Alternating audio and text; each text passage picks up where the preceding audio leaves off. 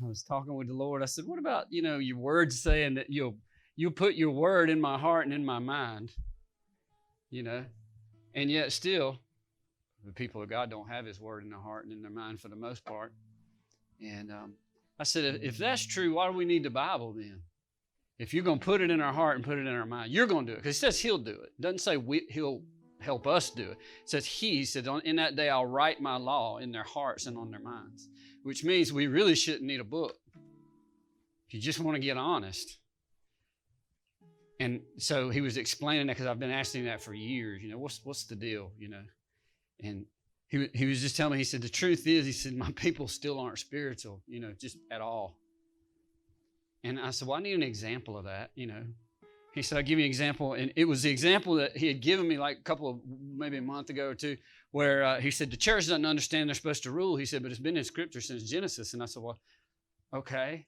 He said, don't you know where it is? And I said, no. And he said, well, you've heard this if you've been here.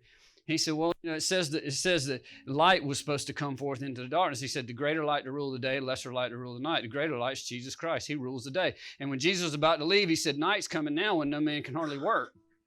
The night is the church. It's supposed to rule the night. It's supposed to rule the darkness in the night. The church is supposed to. He said, but the point is, I have to write it down for them because it's right there, and they should be able to look up spiritually and see.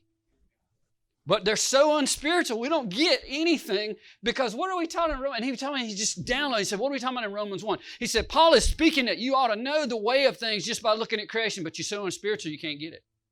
And Jesus would look at his disciples and say, do you not understand what I'm saying? Because we are not spiritual. Even born again, we're so unspiritual. We don't see in creation what he's done. We don't even know to look.